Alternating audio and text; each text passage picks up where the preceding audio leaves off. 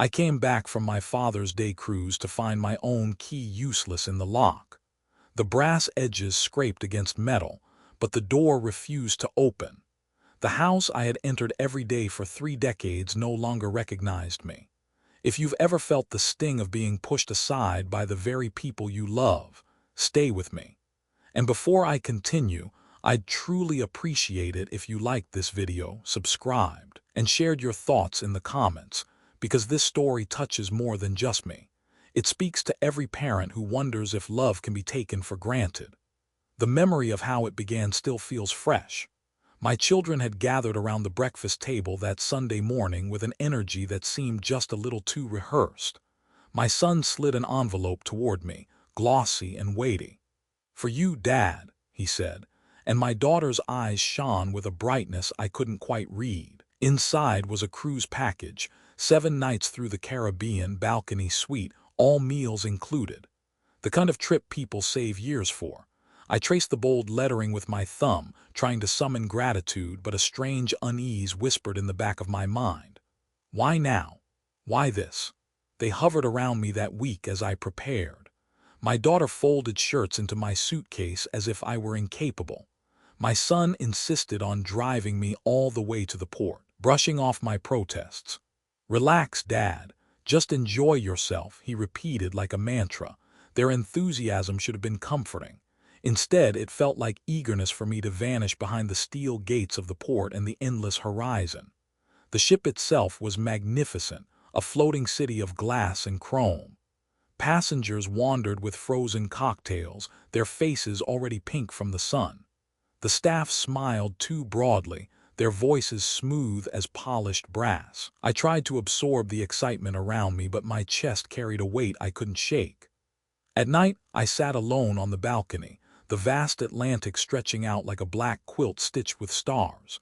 The waves thudded against the hull in steady rhythm, a sound that should have soothed me. Instead, it pressed like a reminder of distance. Distance from my house, my porch light, the chipped coffee mugs waiting in my kitchen cabinet. I thought of my wife then, gone these many years. She would have loved the endless dessert bar, the nightly stage shows, even the tacky trivia contests that filled the afternoons. She always found joy in the little things. Without her, the luxury tasted like cardboard. Each day blurred into the next. Sunrises over turquoise water, the clatter of dishes in the dining hall, the laughter of families traveling together. I became acutely aware of my solitude. At breakfast, I sat at a small table tucked into the corner, pretending to be absorbed in my phone while couples and children filled the air with chatter. A waiter asked once if I'd like to join a group table. I declined. I should have been grateful, I told myself again. My children had given me something special. Yet the thought circled back like a persistent gull. Was it truly a gift or a way to move me offstage for a while? Midweek, a storm rolled in. Rain hammered the balcony doors, thunder splitting the sky open. The captain's voice announced a slight change of course, but his words were muffled by static. Passengers groaned about missed excursions. I sat with a photo in my hand, the one I always carried. My wife, young and smiling, holding our children in front of the house we'd bought together. The siding was whiter then, the shutters freshly painted, the porch swing new. That house had been more than lumber and nails. It was a vessel for every season of our lives. Lightning flashed and I pressed the photo against the glass. In the hum of the storm, I whispered to her, "I'll keep it safe." When the sun returned, bright and merciless, I was already counting hours until disembarkation. The buffet tasted bland. The shows felt empty. All I wanted was to walk up the path to my own front door. At the port, the chaos of families reuniting filled the air. My son greeted me with a brisk hug, his arms stiff. My daughter waved from the car, her eyes darting to a phone screen she quickly locked. Their faces looked tired, or was it guilty? The drive back was quiet except for the hum of tires on asphalt. Maple trees lined the familiar streets, their leaves shimmering with summer. My chest eased as we turned onto my block. There it was, my house. White siding, green shutters, porch swing creaking lazily. The sight filled me with warmth I hadn't felt all week. I pulled my suitcase from the trunk, the wheels bumping softly against the walkway bricks. My hand slid into my pocket and wrapped around the key. The same brass key I'd carried since the day we moved in. The suitcase settled at my feet. I inserted the key, turned, and felt it catch on nothing. I tried again, harder. The jagged teeth scraped but refused to bite. The knob rattled, my heart thudded. Behind me, I sensed their eyes on me, sharp and uneasy. I turned. They looked away too quickly. I tried once more, the sound louder this time, desperate. Did something happen while I was gone? My voice cracked in the heavy air. No answer, just silence broken by the distant buzz of a lawn mower down the street. I stepped back. The blinds were drawn. The door stood solid and foreign. For the first time in 30 years, I was a stranger at my own threshold. The gangway swallowed me up, and for a moment I felt like a child being escorted into summer camp. My son's wave was quick, almost perfunctory, as the port workers ushered me along with the others. The ship loomed over us like a skyscraper laid on its side, white hull gleaming under the Florida sun. I carried a single suitcase, the same one I'd used for years of business trips, scuffed at the corners but still holding its shape. Everyone else seemed to travel with glossy luggage sets, coordinated colors, tags dangling with destination stickers. They chatted in groups, snapped photos, laughed about excursions they had planned. I tightened my grip on the handle, wondering why a vacation designed to treat me already made me feel like an intruder. The cabin itself was more comfortable than I expected. Balcony doors framed the horizon, a king-sized bed with too many pillows, a welcome basket with fruit I didn't recognize. I set my suitcase down, opened the door to the balcony, and let the humid air wash over me. The port stretched below, cranes lifting containers like giant toys, gulls screaming as they circled for scraps. When the horn sounded, low and thunderous, the ship began to move. People lined the rails, waving to no one in particular, just intoxicated by the ritual of departure. I leaned on the balcony rail, watching the coastline drift farther away. The city shrank, the sky widened, and I told myself to relax. This was supposed to be a gift. That evening I explored. Marble floors gleamed under chandeliers. Shops lined the promenade, selling everything from perfumes to watches that cost more than my first car. In the dining hall, waiters carried trays balanced like acrobats, weaving through tables with precision. The air buzzed with music and laughter, with clinking glasses and the squeals of children hyped on sugar. I ordered salmon and a glass of wine. The food was perfect, too perfect. Each bite tasted like it had been calibrated in a laboratory, designed to impress but devoid of soul. At the next table, a family toasted to someone's birthday, their voices rising in harmony. I chewed in silence, wondering if my children had toasted too after dropping me off. Only theirs would have been about new beginnings without me. The days followed a rhythm the cruise line must have perfected. Breakfast buffets, trivia contests, poolside lounging, excursions to postcard beaches. I tried them all. I strolled through marketplaces painted with bright awnings, bought a carved wooden figurine I didn't need, smiled at vendors calling me Papa. Yet with each distraction, my thoughts circled back home. It was there in the smallest moments. When I ordered coffee and realized it didn't taste like the strong brew from my own kitchen pot. When I saw fathers with their children on deck, teaching them how to spot dolphins in the waves. When I tried to sleep, the mattress too soft, the sheets too stiff, and I longed for the familiar sag of my own bed. On the third night, I dressed for the formal dinner. The blazer felt heavy, the air too chilled by the ship's relentless air conditioning. Couples filled the ballroom, women draped in sequins, men with polished shoes. A string quartet played a waltz. I sat alone at a table for two, a candle flickering between me and the empty chair. A waiter poured red wine, and in the reflection of the glass I saw not a guest but a man displaced, surrounded by strangers yet utterly alone. My chest tightened. I whispered into the candle's glow, "Is this what they think I wanted, to be somewhere no one knows me?" I left early, my steps echoing down the empty corridor.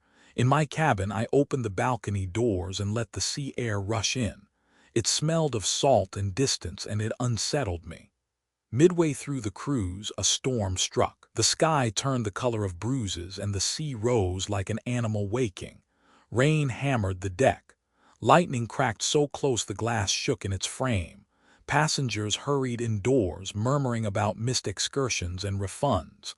I stayed on the balcony, gripping the railing with white knuckles. The storm mirrored what I felt inside, something rising, something dangerous. My children had insisted this trip was a gift.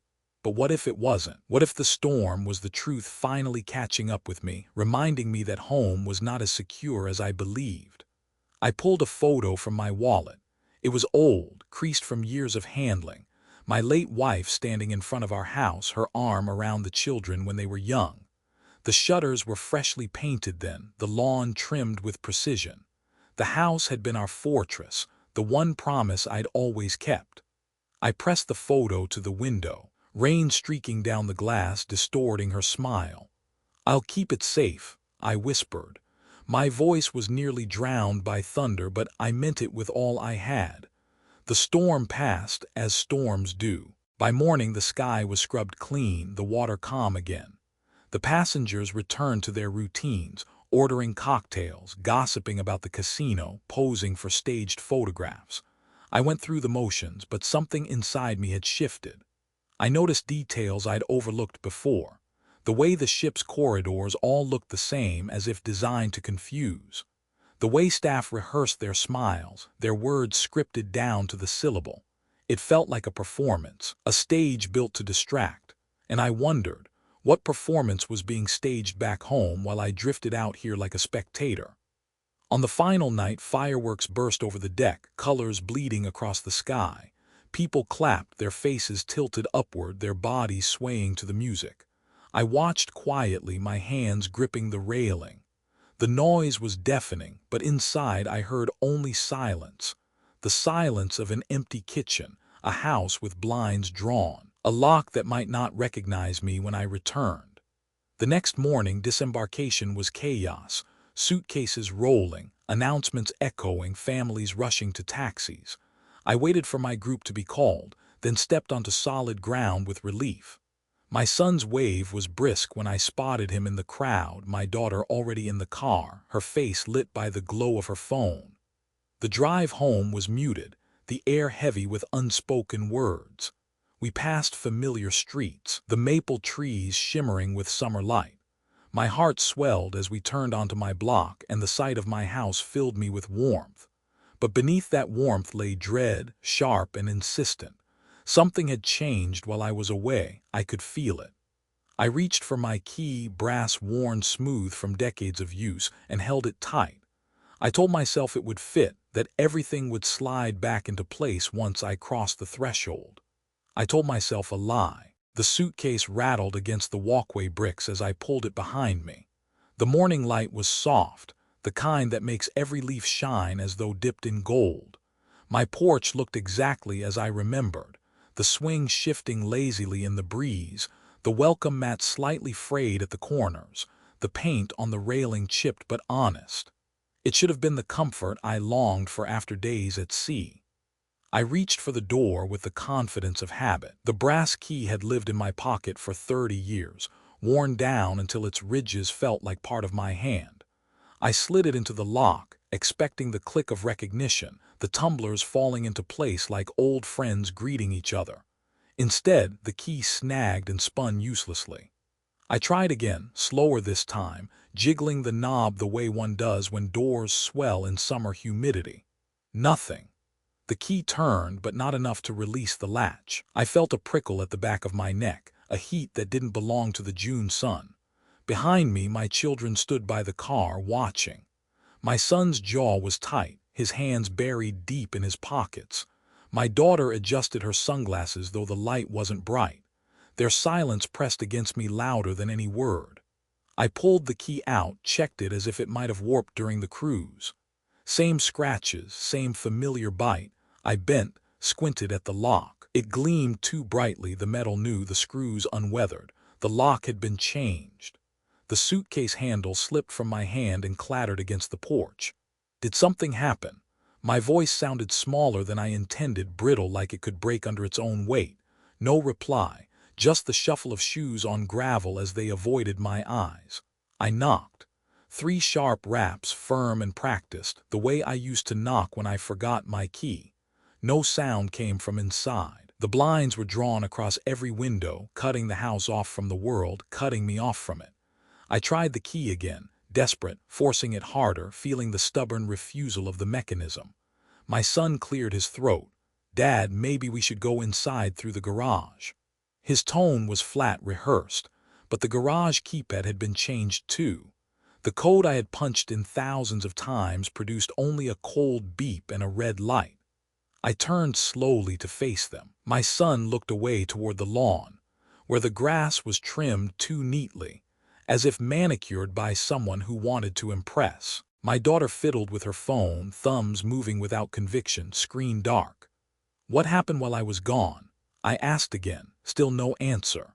I circled the house, suitcase abandoned on the porch, my shoes crunching on gravel, every window shut, curtains pulled tight. Even the garden gnome my wife once placed by the roses had vanished, leaving behind a square of lighter soil. Neighbors were out across the street, watering plants, fetching mail. "Mrs. Franklin raised her hand in a cautious wave, then hesitated, retreating into her doorway as though she'd seen something she shouldn't. The humiliation burned deeper than the sun on my skin. I felt like a trespasser walking around the place I had mowed, painted, repaired, loved. My home, our home, stood before me with its arms crossed, refusing entry. I came back to the porch, sweat clinging to my shirt. My children hadn't moved. "Who changed the locks?" I asked, firmer this time. My son finally met my eyes, and what I saw there wasn't anger or guilt but something worse, pity. "Dad, it's complicated," he said. "Complicated. A word that disguises a blade." I stepped back from the door, my legs unsteady. Memories flickered in cruel succession. My wife placing tulips in the kitchen vase.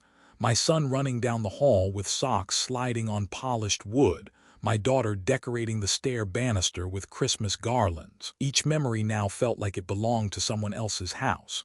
The blinds inside shifted slightly, just a flicker, as if someone had moved. I froze. Someone was in there. "Who's in my house?" I demanded. Neither of them answered. The silence stretched so long it became its own kind of violence. I gripped the railing for balance. The metal was rough, splintered from years of weather, but at least it was familiar. My pulse hammered in my ears. My home had been altered, occupied, without my knowledge, and worse, my children knew. I forced myself to breathe, to steady the quiver in my hands. "I want to see the paperwork," I said quietly but with a sharpness that made them flinch. "Whatever you've done, I want to see it." My son shifted, his shoulders collapsing inward. My daughter bit her lip, then turned away. The truth was hovering between us, heavy as the humid air. Something had been signed, something filed, something meant to erase me. I gathered my suitcase, though the weight felt doubled. My hands shook as I lifted it, my knuckles white around the handle. Behind me the house loomed silent, blinds closed like sealed eyelids. I could feel it watching me, withholding everything I had built inside its walls. As we walked back toward the car, I cast one last glance over my shoulder. The porch swing moved again, though the air was still. For a moment I imagined my wife there, rocking gently, urging me to fight for what was ours. The key dug into my palm, useless metal now, but I refused to let it go. Something inside me whispered, this was only the beginning. They led me through the side door at the back of the house, as if I were some guest who needed a special entrance. The door opened with a code. My son tapped quickly, shielding the keypad with his palm. I caught only the faint beeps before the latch clicked open. The sound was foreign. My own home now responded to numbers I didn't know. The kitchen greeted me, but it was no welcome at all.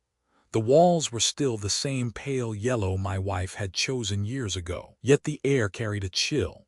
The table had been set for 2, not 3. A bowl of fruit sat in the center, but it was too artful, too arranged, as if designed for a photograph rather than for eating. I set my suitcase down beside the counter and waited for someone to explain. My daughter poured herself a glass of water and drank in silence.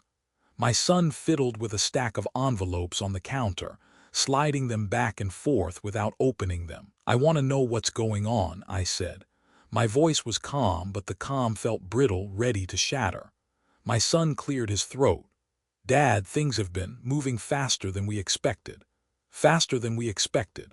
My own children spoke as if I were a bystander to my own life. I pulled out a chair and sat down, the wood creaking beneath me. The seat still bore the faint scratch from when my son, as a boy, had carved his initials with a pocket knife. I ran my hand over it now, a reminder that this was supposed to be my place. "Say it plainly," I told them. My daughter set the glass down with a sharp click. "We thought it would be easier for everyone if you didn't worry about the details. We just wanted you to enjoy the cruise."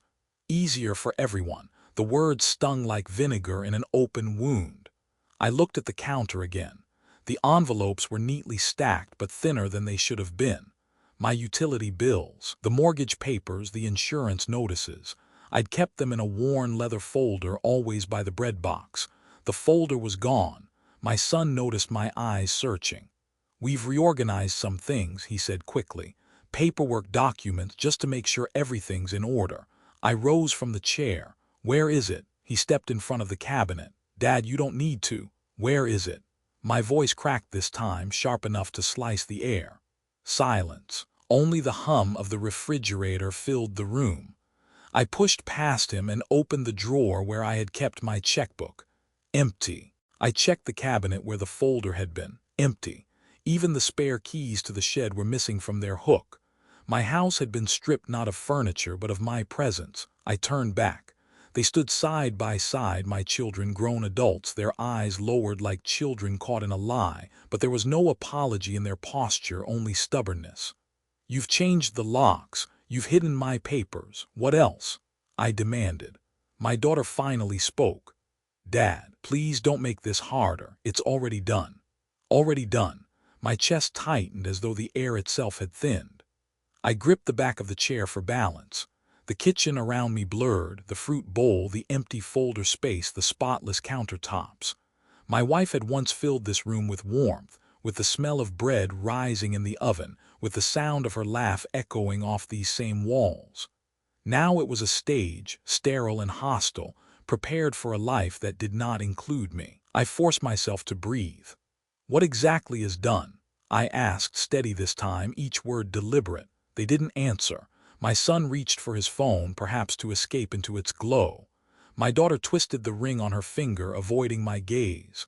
I leaned against the counter, my hand brushing against the cold marble. That was when I saw it, a corner of paper sticking out from beneath a stack of magazines. I pulled it free. It was a flyer from a real estate company, glossy and bright, advertising fast closings and cash offers. I held it up. "Why is this in my house?" Neither spoke. Their silence confirmed more than words ever could.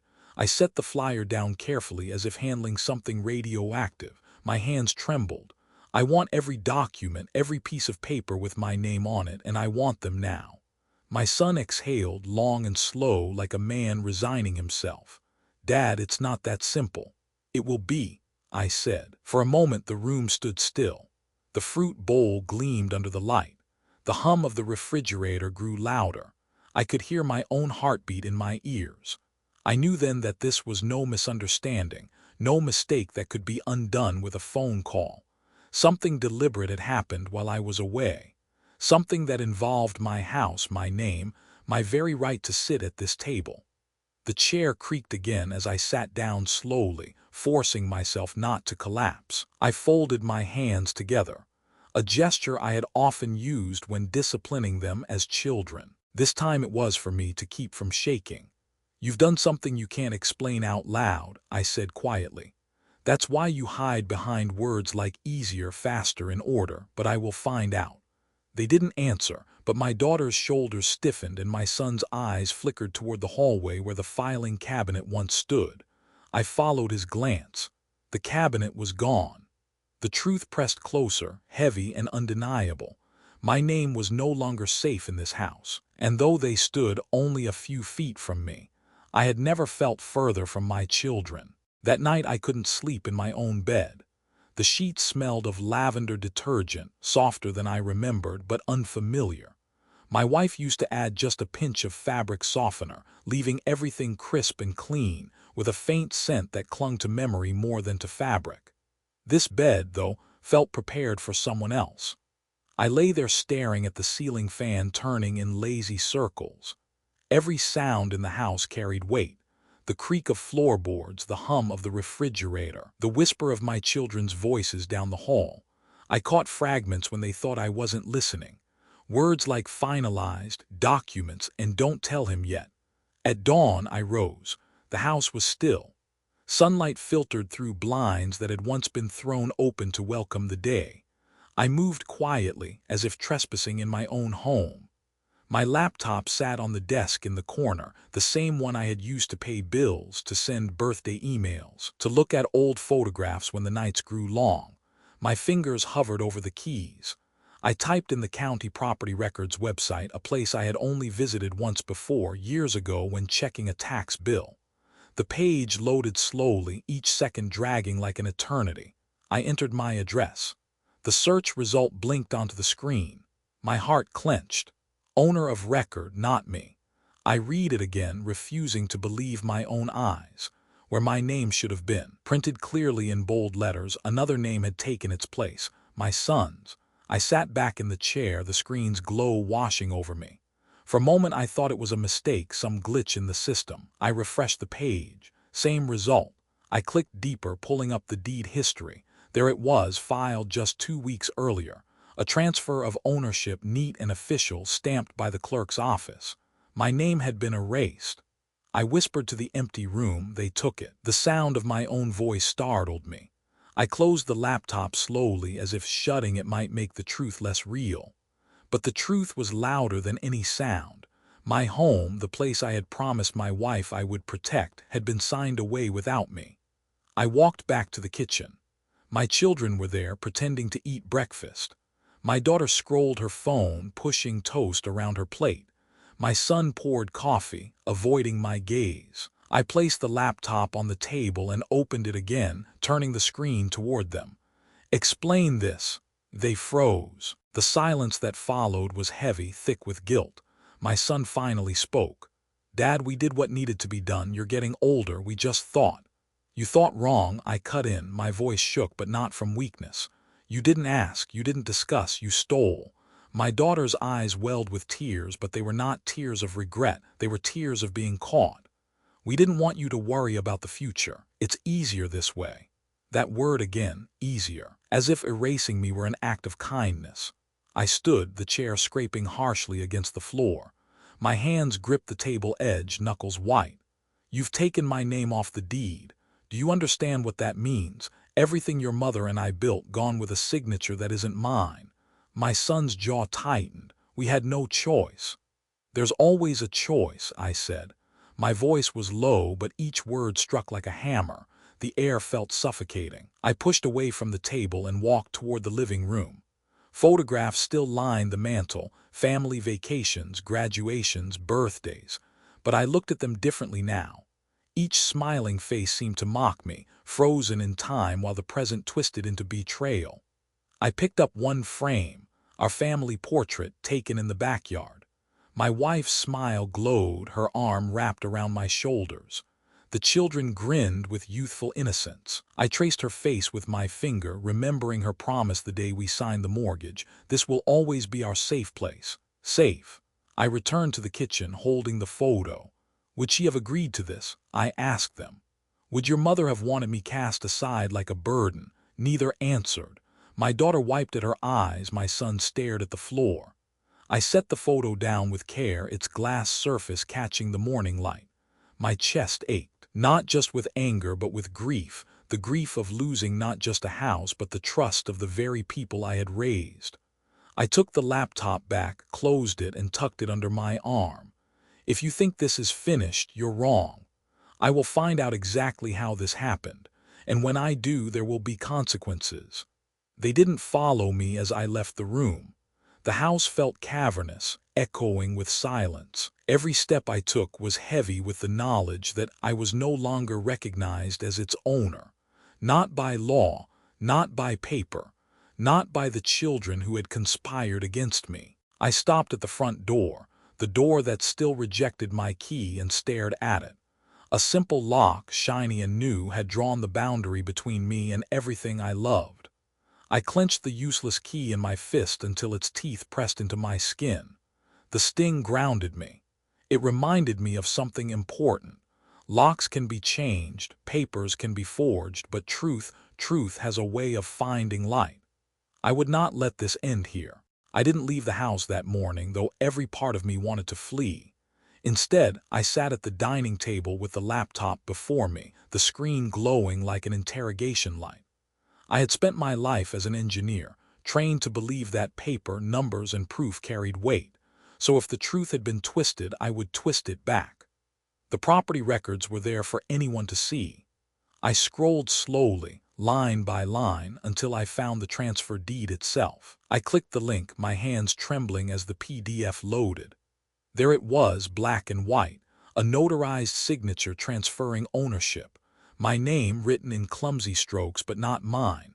I leaned closer, my pulse hammering. The loops in the letters were wrong, the spacing uneven. My own handwriting had always been neat, controlled.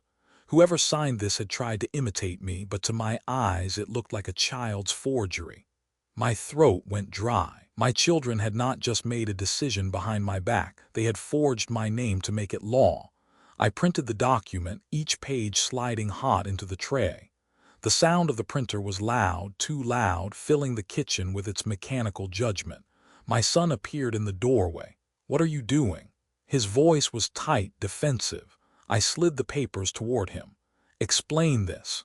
He hesitated, eyes flicking over the pages, but he didn't pick them up. "Done, Dad, there's no point fighting it. That's not my signature." My voice cut like glass. He shifted on his feet. "It had to be done. You wouldn't have agreed, and time was running out."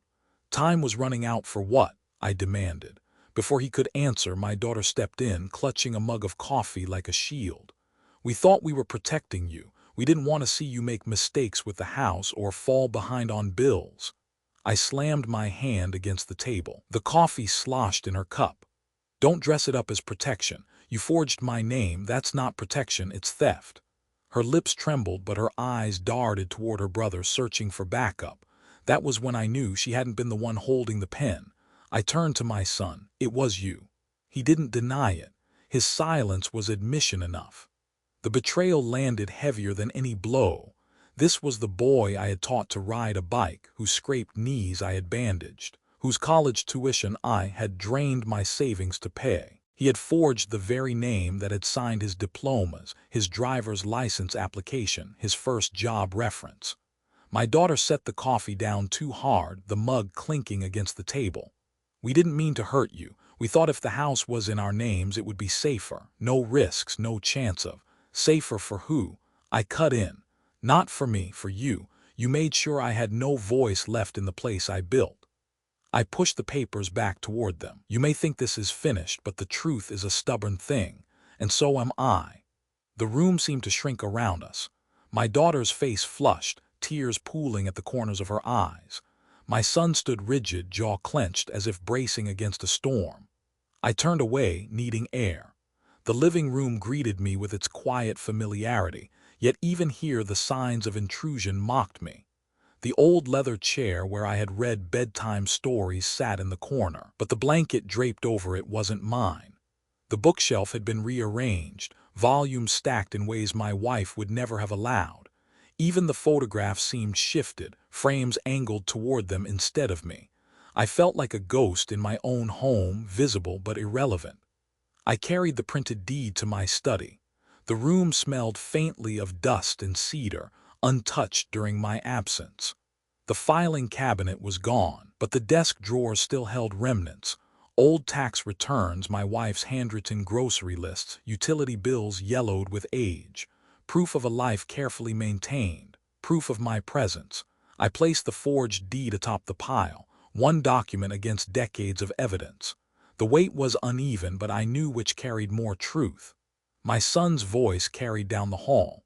"Dad, we should talk this through. You can stay here, nothing has to change." I stepped back into the hallway. Everything has already changed.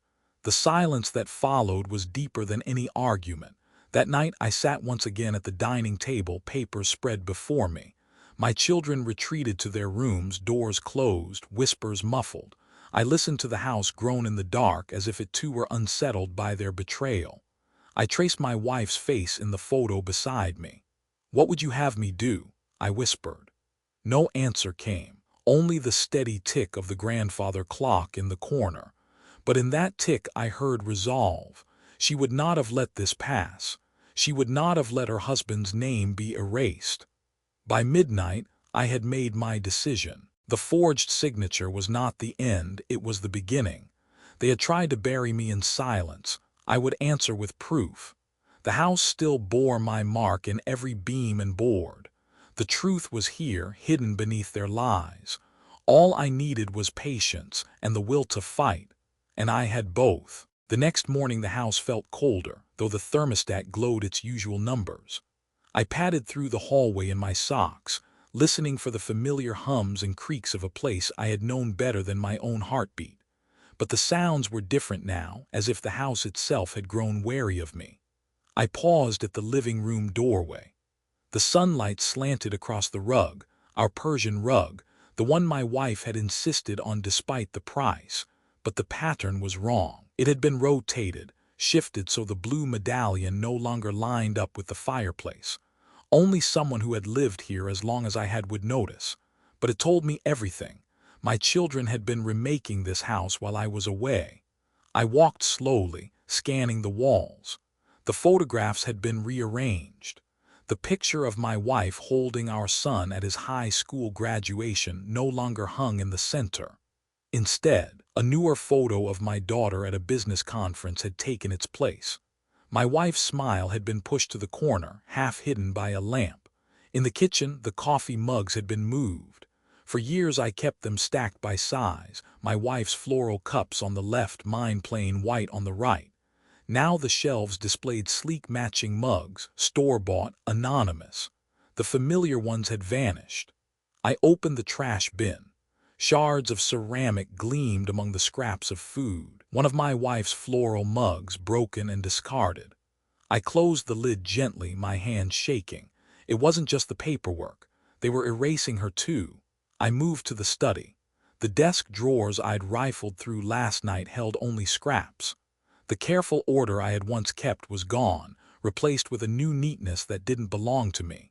Receipts from grocery runs, bank slips, all with my daughter's signature. She'd been managing the house in my absence, like a new proprietor arranging her domain. The grandfather clock ticked steadily, but even its chime sounded hollow. I checked the cabinet below it where I used to keep envelopes of cash for emergencies. Empty. The envelope itself was gone. I turned and caught sight of a stack of papers left on the sideboard. My son must have forgotten to hide them. I slid the top sheet free. It was an estimate from a contractor describing kitchen renovations, open floor plan, granite countertops, removal of the old cabinets. My wife had picked those cabinets herself. We had sanded and stained them one summer, sweat dripping as the kids laughed in the yard. To tear them out now was not just renovation, it was demolition of memory. My chest tightened as I set the paper down. The silent house was screaming at me, only I could hear it. I went upstairs, the steps groaning beneath my weight. My daughter's door was ajar. Inside, boxes of household items were stacked neatly. Photo albums, blankets, even the quilt my wife had sewn. I recognized her careful stitching along the edges, a patchwork of fabric squares cut from our children's old clothes. I stepped inside, ran my hand across the quilt. The fabric was soft, worn thin with years of use. It had always lived in the cedar chest at the foot of our bed. Now it was boxed, tagged with a sticky note in my daughter's handwriting. "Keep safe for resale." Resale. The word slammed into me. They hadn't just moved me aside, they were preparing to sell the very walls that sheltered us. Footsteps in the hallway made me turn. My son stood there, arms crossed, expression wary. You shouldn't be going through things. I held up the sticky note. Is this what you've reduced her quilt to, an asset for resale? He sighed, rubbing his forehead. Dad, please, we're trying to be practical. Houses are investments. You need to let go of the past. Let go, my voice cracked. This isn't just a house. It's the life we built. Your mother's hands are in every corner. And you, I shook the note at him, my anger boiling. You label her work like a line item on a ledger. He looked away. It's already decided. We've talked to agents. The market is strong now. It's the smart move. The smart move. I brushed past him, carrying the quilt. Back in my room, I laid it across the bed, smoothing the wrinkles. I whispered to my wife's memory, I won't let them take this from us. By afternoon, the silence of the house grew unbearable. My children stayed out, perhaps to avoid confrontation. I walked each room deliberately, inventorying the damage. In the dining room, the good china had been moved to a box. In the attic, my old tools had been packed away. In the garage, shelves were stripped bare. Piece by piece, they had dismantled my life. But in their haste, they had left clues, receipts, contractor estimates, realtor flyers, sticky notes. Evidence that their betrayal wasn't a momentary lapse. It was a plan. A plan that stretched back weeks, maybe months. A plan that required deception. The realization hit me harder than the forged signature itself. They hadn't decided this in panic. They had prepared, step by step, while looking me in the eye, smiling, telling me not to worry. That night, as the clock struck 11, I sat alone in the living room. The house was dim, the only light from the lamp beside me. I stared at the rug, the cabinets, the photographs, and felt the walls lean closer. I pulled the printed deed from my pocket, unfolded it on my lap. My false signature stared back at me, mocking, but now it was joined by a trail of smaller proofs. The flyer, the sticky note, the receipts. Each one whispered the same message, you are no longer wanted here. But I wasn't going to be erased so easily. I stacked the papers carefully, forming the beginning of my own file, a record of their betrayal. They had underestimated me, thought me too old, too trusting. They forgot that I had spent my career solving problems no one else could, seeing patterns others missed. This house had been my project once, every nail and beam under my care. Now it was my battlefield. The silent house had spoken, and I was ready to answer. I woke with the same heaviness I'd carried since the cruise, but this time it wasn't confusion, it was purpose. The quilt still lay across my bed, her stitching like a reminder resting on my chest. I folded it carefully, placed it back at the foot where it belonged, and whispered, "We're not done, Martha." Downstairs, the house was silent. My children had left early, perhaps to avoid facing me. That suited me fine. The quiet gave me space to think, to plan. I gathered the scraps of evidence. The deed with its forged signature, the realtor flyer, the contractor estimate, the sticky note about resale. Each piece slid into a manila folder, the beginnings of my own case file. I labeled it in thick marker, House Truth. The word steadied me. I opened my laptop again and pulled up county records, scrolling back months, property inquiries, notary appointments, realtor visits. My son's name appeared on a permit request for interior modifications. My daughter had signed for a mail forwarding notice dated 3 weeks ago, redirecting some of my bills to her address across town. They had built a paper trail, assuming I would never look, but every trail left tracks if you knew where to search. I leaned back, rubbing my temples. The question gnawed at me. Why? Not just greed, not just making things easier. Something deeper drove them. Debt, maybe, ambition, or fear of losing control of what I still represented. By mid-morning, I stepped outside for air. The porch felt foreign, the lock still gleaming like an insult. Yet the neighborhood looked unchanged. Lawns freshly mowed, kids riding bikes, Mrs. Franklin pretending not to stare from across the street. She hesitated, then waved me over. I crossed the street, my shoes crunching on gravel. "Back already?" she asked softly, her eyes darting toward my house. "Already?" I repeated. She pressed her lips together. "I thought, well, your son told us you'd be moving, said you wanted a smaller place after the cruise." Her words stung more than I expected. They had even scripted a story for the neighbors, a lie polished enough to sound reasonable. "Did he say when?" I asked. Just soon, she whispered. He seemed certain. She touched my arm. I thought it was strange. You always said you'd die in that house. I thanked her, forced a smile, and walked back. My hands trembled. My children hadn't just betrayed me privately, they had rewritten me publicly. To the world outside, I was already gone. Back inside, I opened my notebook. I drew 2 columns, known and unknown.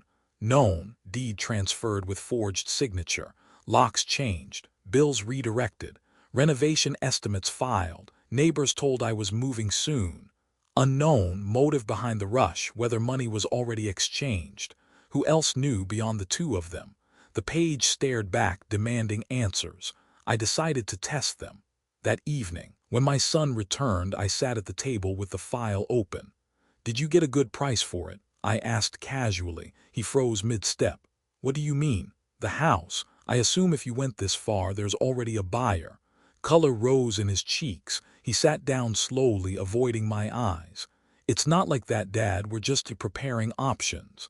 Options, the word tasted like ash, and if I hadn't found out, I pressed.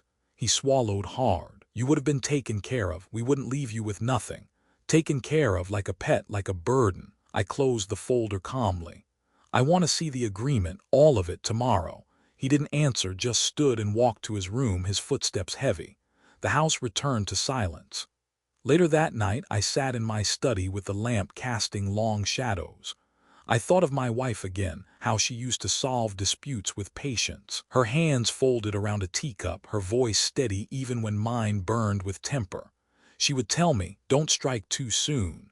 Let them reveal themselves," so I planned. I would visit the county clerk's office, request certified copies of every document with my name. I would consult a lawyer quietly, not the one they might know. I would not confront them with anger alone. I would build something heavier, proof that could not be dismissed. At midnight, I walked through the house once more. The cabinets, the rug, the photographs, all altered, all claimed. But in each change I saw their fingerprints, and fingerprints could be traced.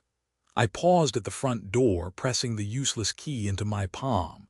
It cut small crescents into my skin, painful but grounding. They thought the silent house would bury me. But tomorrow I would start making it speak. The next morning I rose before dawn. Sleep had abandoned me long ago, replaced with the rhythm of strategy. I dressed quietly, carried the manila folder under my arm, and left the house without a sound. The clerk's office was downtown, a squat brick building that smelled faintly of dust and toner. The woman at the counter greeted me with a polite smile, the kind reserved for lost men searching for directions. I asked for certified copies of every filing related to my property. She tapped her keyboard, the keys clattering like a typewriter. After a moment she frowned. "Strange," she murmured. "There's a transfer of deed notarized, but the notary number doesn't match our records." My heart lurched. "What do you mean?" She turned the screen slightly.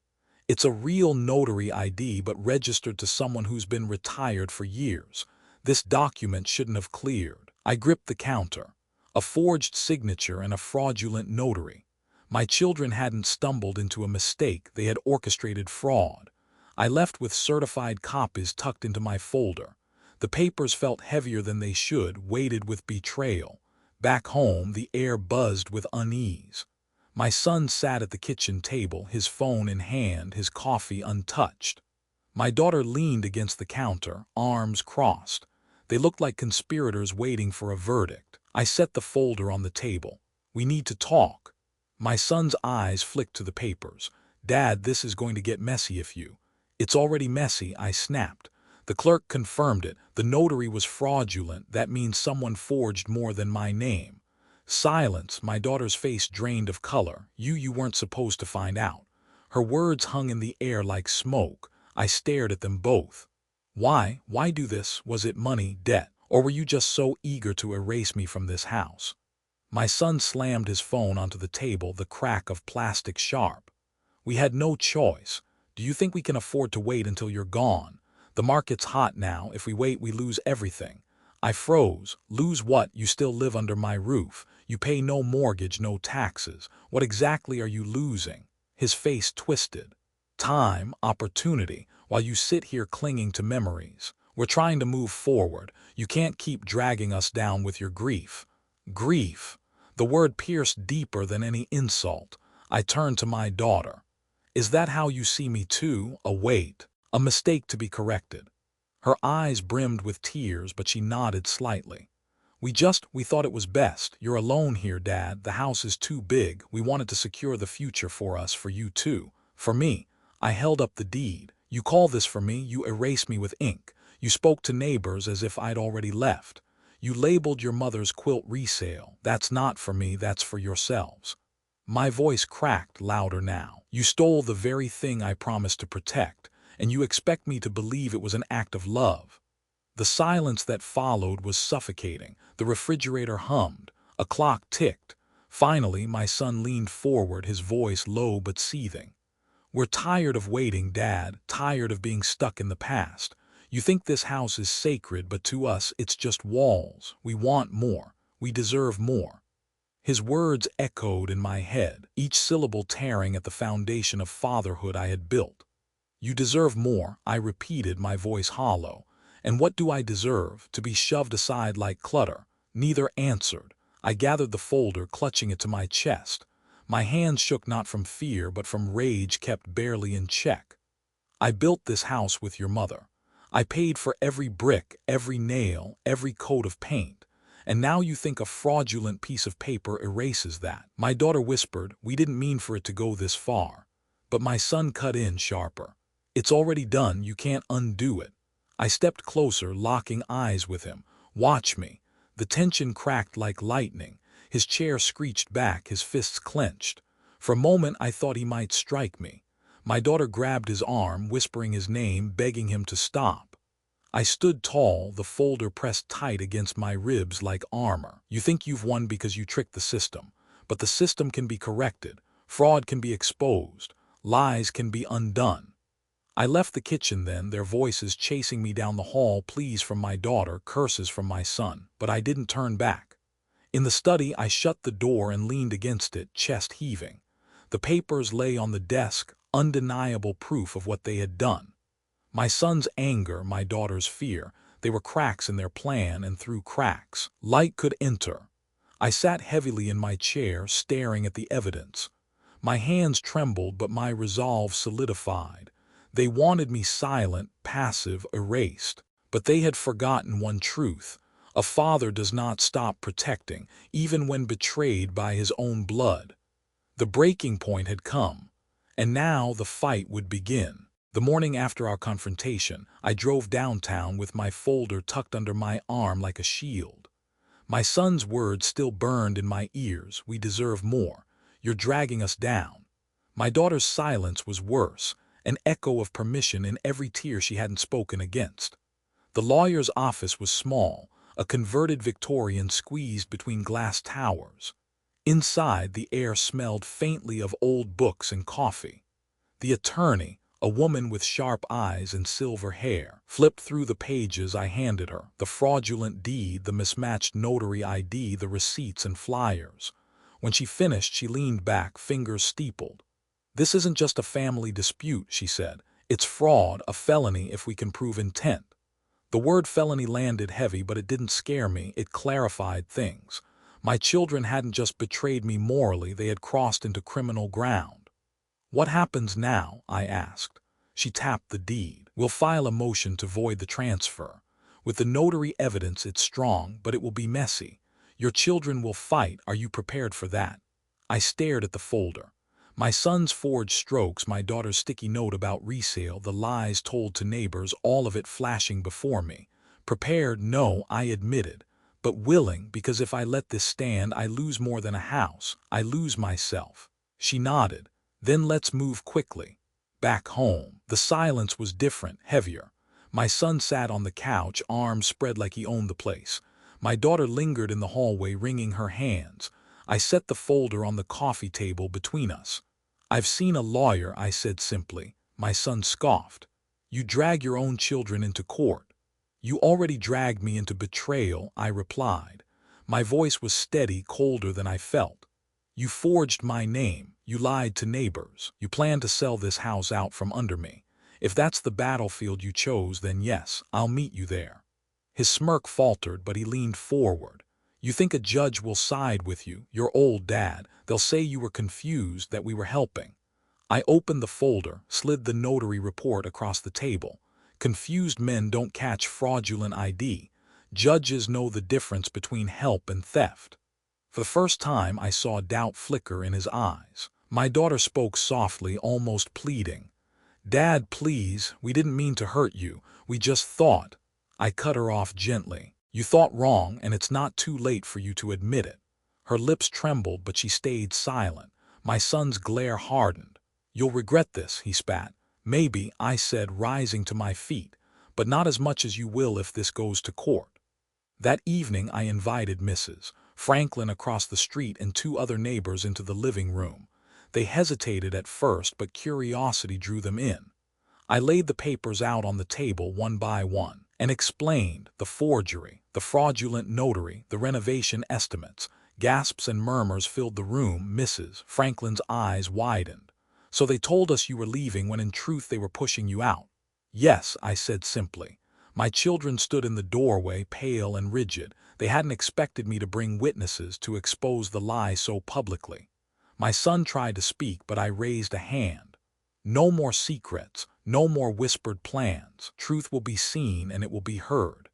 The neighbors left shaken, whispering to each other. The damage was done. The lie was no longer private. Later, as night fell, my son cornered me in the kitchen. His voice was low, sharp. "You're humiliating us." "No," I said calmly. "You humiliated yourselves. I'm only turning on the light." He clenched his fists, then slammed the counter. "You'll lose us, Dad. Is that what you want?" I met his eyes, tired but unwavering. Better to lose ungrateful children than to lose the truth. His face contorted and he stormed out, the door slamming so hard the walls shook. My daughter lingered in the hallway, her eyes wet. She whispered, "I never wanted it this way." I nodded but said nothing. At midnight, I sat alone in the living room, the quilt draped across my lap. The house creaked, settling into its bones. For the first time in weeks, I felt it breathe with me instead of against me. I knew the battle wasn't over. The legal fight loomed ahead, cold and brutal. My son's anger would not fade easily. My daughter's silence might yet tilt against me, but the silent house was no longer silent. I had forced the truth into the open, and once spoken, it could not be unspoken. I looked at the old family portrait on the mantel, my wife's smile steady in its frame. "We're still here," I whispered, "and we're not done fighting." The clock chimed once, the sound echoing through the halls, and I knew this was only the beginning of the reckoning. The morning after I laid the truth bare, the neighborhood felt different. Curtains shifted when I stepped onto the porch, faces glanced quickly away. Word travels fast on quiet streets, and mine had traveled like wildfire. I wasn't ashamed, but I was tired. Tired in my bones, the kind of exhaustion that no sleep could cure. When I bent to pick up the newspaper, Mrs. Franklin crossed the street with hesitant steps. She carried a casserole dish wrapped in foil, like she used to bring when my wife was alive. "I just wanted to say," she whispered, "you did the right thing. No one deserves to be treated that way by their own children." Her words warmed me, though they burned too, because what she didn't say was louder. Everyone knows now. I thanked her, set the casserole on the counter, and stood alone in the kitchen. The fruit bowl gleamed untouched. The silence stretched. My children hadn't come downstairs yet. When they did, the air shifted immediately. My son walked in stiff as iron, my daughter trailing behind like a shadow. "You embarrassed us," he muttered, pouring coffee with a heavy hand. I didn't look up. I told the truth. "The neighbors won't forget this," he snapped. "Do you know what kind of damage you've done?" I finally raised my eyes. "Not as much damage as you did when you forged my name." My daughter winced. Her hand trembled around her mug. "Dad, please," she whispered. "Don't make it worse." "Worse?" I laughed, bitter. "Worse than stealing the roof from over my head. Worse than parading lies around the neighborhood. Worse than turning your mother's quilt into a price tag." My son slammed his cup down, coffee sloshing over the rim. "You'll regret this." When we're gone, when you're alone in this creaking house, you'll regret choosing bricks and memories over your children. I stood slowly, steadying myself on the table. If this house is only bricks to you, then maybe you were never mine to begin with. He stormed out, the front door shaking on its hinges. My daughter lingered, eyes wide with tears. I didn't want it to go this far, she said softly. He pushed it. I just went along. Her voice cracked. I didn't know how to stop him. I wanted to reach for her, to fold her into my arms the way I had when she was a child, when nightmares chased her into my room. But I didn't. Not yet. Then stop him now, I said quietly. Help me put this right. She didn't answer. She left the room with her shoulders slumped, a ghost moving through the hall. By afternoon the calls started. First the lawyer confirming the motion had been filed. Then an old friend from church, voice cautious, asking if what he'd heard was true. I gave the same answer each time. Yes, and I'm not ashamed. But each call left me more hollow. Each time I said the words, I heard the echo. My children betrayed me. Saying it out loud made it real, made it permanent. That evening I found myself in the living room, staring at the family portrait again. My wife's smile felt heavier now, as if she were carrying grief even from the photograph. I whispered to her, did I do right? Did I destroy them by saving myself? The silence offered no answer, only the steady tick of the clock, reminding me that time was moving forward whether I was ready or not. Later that night, my daughter knocked on my study door. Her face was pale, her eyes swollen. I can't sleep, she said.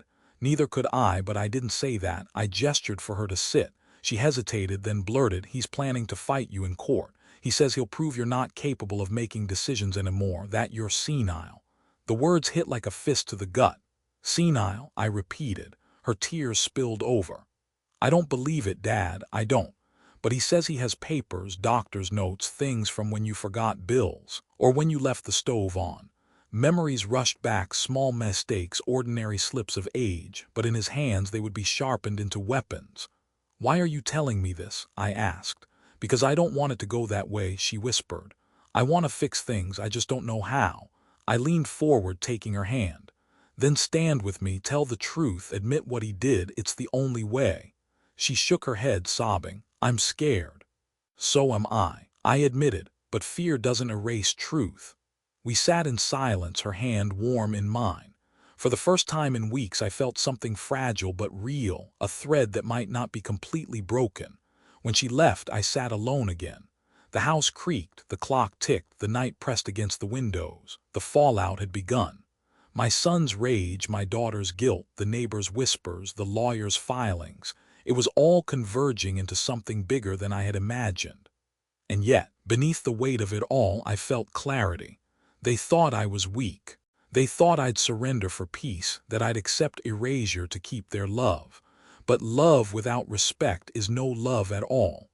I traced the stitches of the quilt one more time before turning out the light. Each thread tied me back to her, to us, to the vow I'd made. I would not break, even if it meant standing alone. The house was too quiet. Even the clock, faithful in its steady rhythm, seemed to hesitate between ticks. My son hadn't come home that night. My daughter's door was closed, but I heard no movement inside. The silence pressed in from every wall, thick and suffocating. I sat alone in the living room, the lamp casting long shadows across the rug. Papers lay scattered on the coffee table, the deed with its false strokes, the fraudulent notary report, the sticky notes with cold little words like resale. My proof, my shield. Yet in that moment it all felt flimsy. Was I truly fighting for the right thing? Or had grief blinded me, twisting my children's desperation into betrayal? I leaned back in the chair, the same one where I used to read bedtime stories.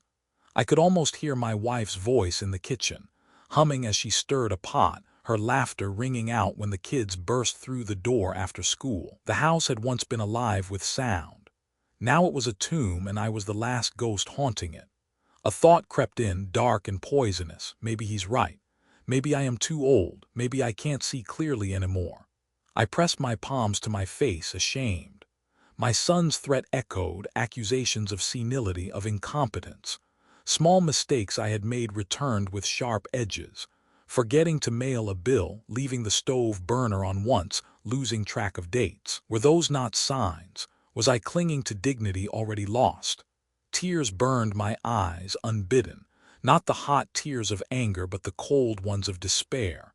I whispered into the empty room, "Am I failing Martha? Did I fail them?" No answer came, only the low moan of wind against the windows. I rose and wandered through the house like a man pacing a prison cell. In the dining room the chairs sat neatly pushed in, but I remembered birthday parties where those same chairs had been dragged out of place, crowded with family, laughter spilling louder than the cake candles flickering. In the kitchen, the fruit bowl gleamed with supermarket polish, but I saw instead the messy pile of apples my wife used to dump on the counter, their skins speckled, their scent filling the air. Upstairs, the boxes still waited, photographs, blankets, my wife's quilt tagged with resale. I touched the quilt, fingers tracing her stitching. For a moment I nearly collapsed to my knees, the weight of her absence unbearable. I whispered again, "If I fight, I lose them. If I don't, I lose you. What am I supposed to choose?" The house groaned in answer, wood settling in the night. I stumbled back down to the study, flicked on the lamp, and stared at the evidence again. My mind raced in circles, court battles, lawyers, neighbors' whispers, my children pointing fingers at me, painting me as a frail old man too broken to hold onto his home. The fear coiled tight. What if they won? What if the judge sided with them? What if the law agreed that I was unfit? I sank into the chair, my hands gripping the arms so tightly the wood dug into my palms. For the first time, I felt the full weight of defeat pressing against me. I imagined the house sold, strangers walking its halls, tearing down the cabinets, discarding the quilt. My wife's memory reduced to profit. My name erased not just from paper but from the walls themselves. And worse, the thought of dying alone, my children gone, no reconciliation, only bitterness. The image clawed at me. For a long time I sat there in the dim light, drowning in doubt. But then my eyes fell again on the forged deed. The signature was crooked, desperate, childish in its imitation. My son had tried to wear my name like a mask, but he had failed. That failure was my proof, my truth. I touched the paper gently as if steadying myself. The despair inside me shifted, a spark kindling against the dark. Martha's voice rose in my memory, clear and strong.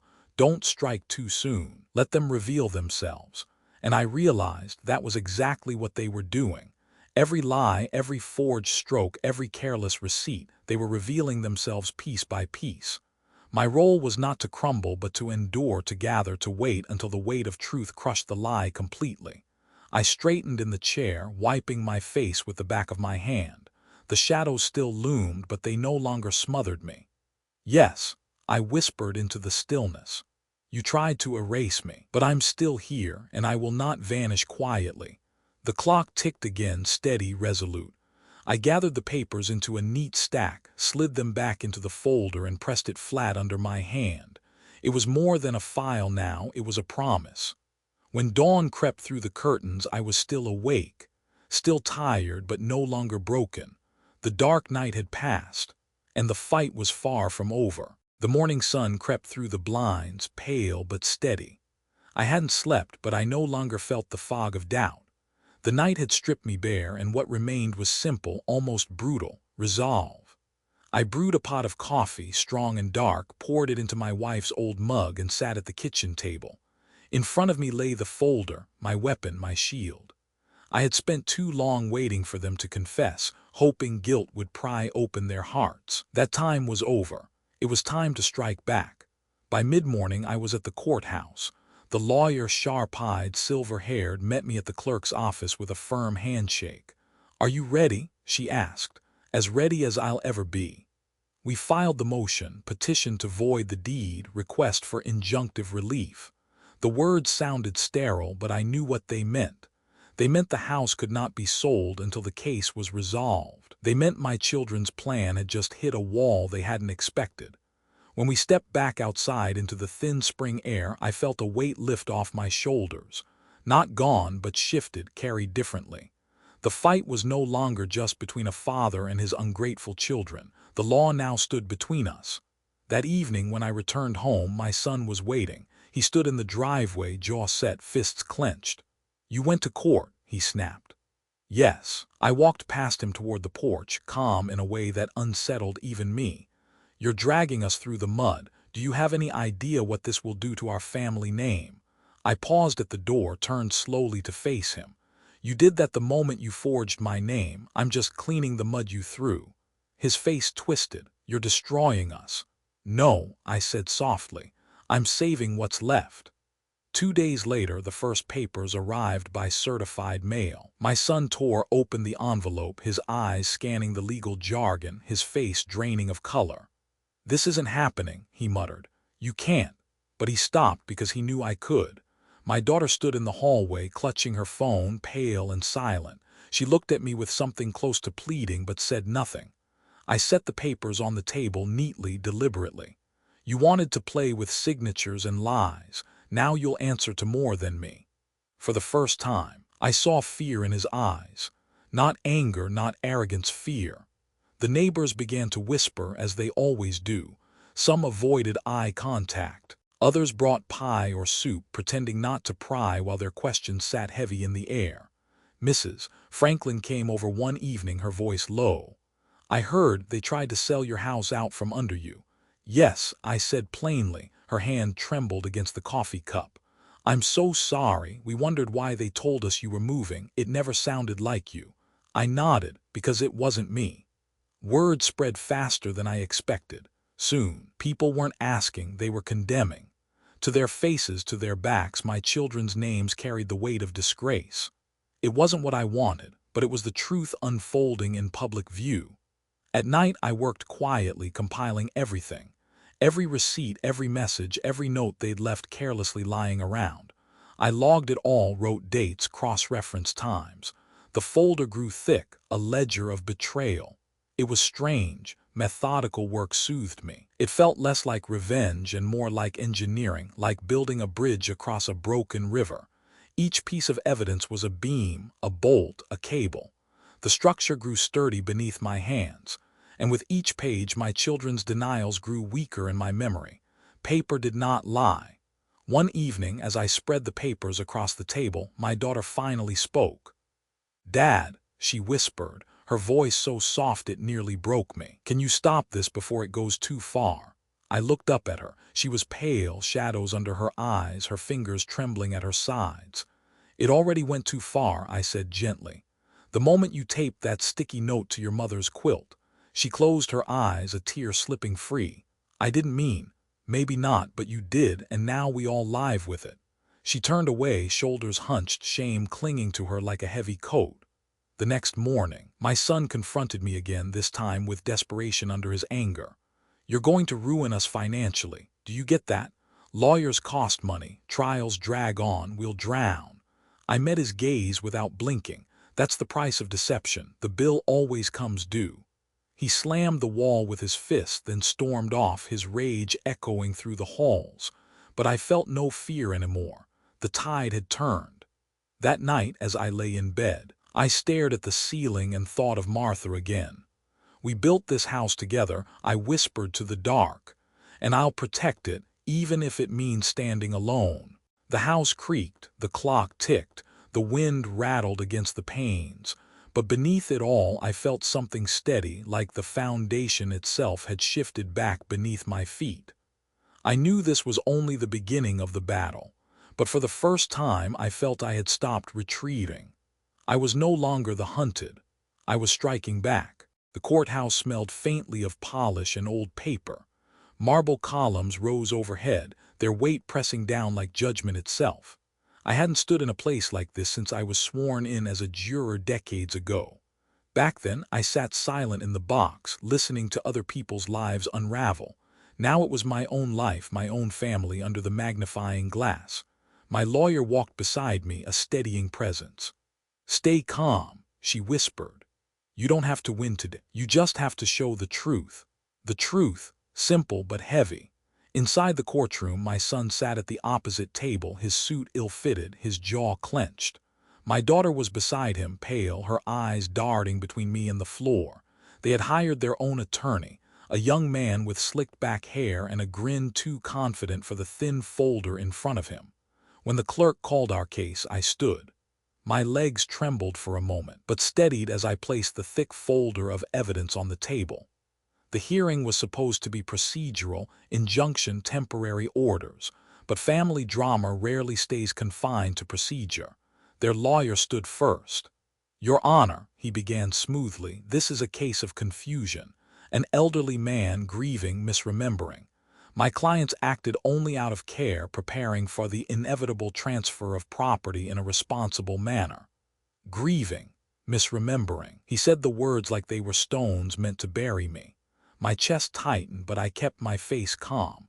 My lawyer rose. "Your Honor, this is not about confusion. This is about forgery." She laid the notary report on the judge's desk, the mismatched ID circled in red. "The signature on this deed was falsified. The notary who stamped it does not exist in the registry. These are facts, not grief." A murmur ran through the small gallery, neighbors, curious townsfolk, even Mrs. Franklin clutching her handbag. The judge leaned forward, frowning. "This is serious," he said. Then came the testimony. I took the stand, my hand trembling slightly as I swore to tell the truth. "Mr. Duncan," my lawyer asked gently, "can you tell us in your own words what happened?" I told the story slowly, carefully. How the papers appeared, how neighbors whispered I was leaving, how I found sticky notes labeling my wife's quilt and family photos. My voice cracked when I spoke of her quilt, stitched by hands long gone but still warm in memory. The judge listened, eyes steady. For the first time in months, I felt believed. Their lawyer tried to tear me down. "Mr. Duncan, have you ever forgotten to pay a bill, left the stove on, misplaced your keys?" "Yes," I said plainly, "like every human being alive, but forgetting a bill is not the same as signing away your house." Laughter rippled in the gallery. Even the judge's mouth twitched. The young lawyer shifted uncomfortably. Then my son was called. He strutted to the stand, chin high, defiance written in every step. "Why did you file the deed?" his lawyer asked. "Because my father's getting older, he needs help. We wanted to secure the property for the family, to protect it." "To protect it," I repeated under my breath. My lawyer noticed and pounced. "Protect it how?" she asked. "By filing without his knowledge, by lying to neighbors, by forging his name." My son bristled. "It wasn't forgery, he didn't remember agreeing." The judge cut in. "So you admit you signed on his behalf?" The silence was a noose tightening. My son's mouth opened, then closed. Finally, he muttered, "I thought it was best." The judge's gavel struck lightly. "That's not how property law works, Mr. Duncan." My daughter was softer, her voice shaking. She admitted to writing the sticky notes. She claimed it was just planning, just ideas, not intent. But when shown the receipts, renovation estimates, realtor flyers, her shoulders slumped. The courtroom grew heavy. Whispers ran through the gallery again, harsher this time. The judge leaned back, fingers steepled. "I'm granting the injunction," he said finally. "The deed is void pending full trial. No sale, no transfer." The words fell like a hammer. My son sagged back in his chair, his lawyer whispering urgently in his ear. My daughter covered her face, tears slipping through her fingers. "Me." I exhaled for the first time in weeks. It wasn't the end, but it was a beginning.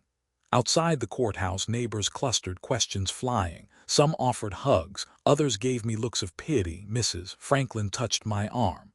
"You were brave today," she said softly. "Brave." I didn't feel brave. I felt gutted, hollow. I had just torn my children's mask off in front of strangers. What father does that and doesn't bleed inside? Yet as I drove home, the courthouse shrinking in the rearview mirror, I knew it had been necessary. If I hadn't fought, the house would already be gone. My wife's quilt sold to strangers. Our life dismantled for profit. The silence of the house met me again, but it was different now, less suffocating, more like a battlefield after the first volley, scarred but alive.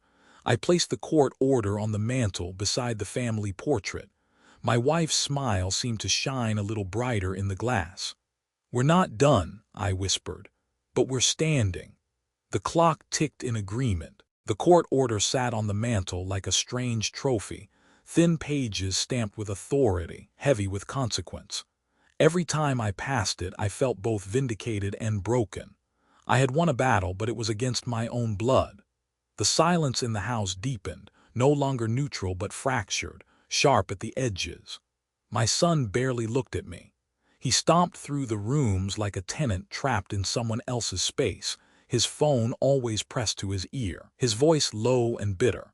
My daughter moved like a shadow, slipping from room to room, avoiding confrontation, avoiding me. Meals together were impossible. I cooked for one. They ordered takeout, containers piling in the trash, the smell of fried food hanging in the air long after the wrappers were gone. One evening I walked into the kitchen to find my son at the counter, phone in hand, whispering. When he noticed me, he turned his back, shielding the screen. "Who are you talking to?" asked. "None of your business." His tone was sharp, defensive. "Everything that touches this house is my business." He spun, eyes blazing. "No, you made it the court's business. You dragged us there, humiliated us. Congratulations, Dad, you won. Happy now?" Happy, the word felt like a slap. "Do you think I wanted this, that I wanted to stand in front of neighbors and strangers and expose my own children?" "You had a choice," he hissed. "No," I said quietly. "You took that away when you forged my name."